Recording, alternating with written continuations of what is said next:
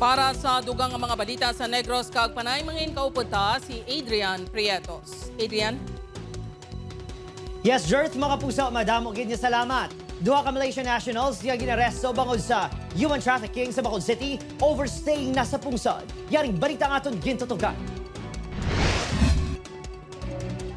Sa exclusive interview sa Jimmy Regional TV, ginpatpat sang 24 anyo sa si Lynn Joy Quijano de Aganon kung paano inahaylo nga maging model sang duha ka ginaresto nga Malaysian national bangod sa human trafficking ka ginaligar love scam.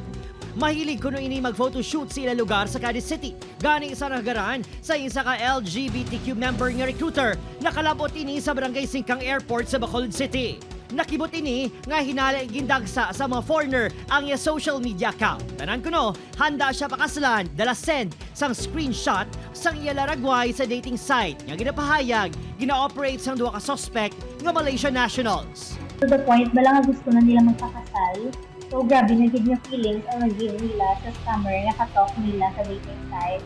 Ginakabalakan man sini nga may mga foreigner nga nahututan sang kwarta gamit ang iya laragway.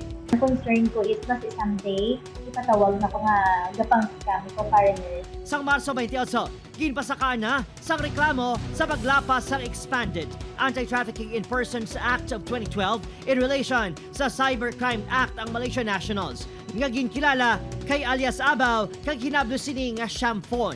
Wala sang piyansa ang kaso. Pakigsapol man ang CIDG sa Bureau of Immigration may ango sa expired nga tourist visa sang duha. Sila po ay overstaying. Ang kanilang visa ay expired na.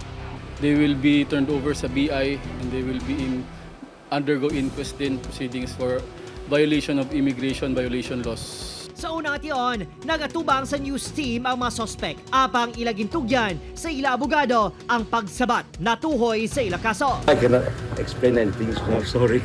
You can inquire my attorney. Do you admit that you're into love scam or not? Nobody know. I don't know. Suno sa CIDG, denikada na si Abaw sa Bacolod City. Negosyo sinikuno, sadto ang pagbaligya sang fertilizer. Apang ginaligar ng imbolbado sa love scam sumugod sang 2023. Opo, Kiril Casillo, Adrian Prietos, 1 Western Visayas.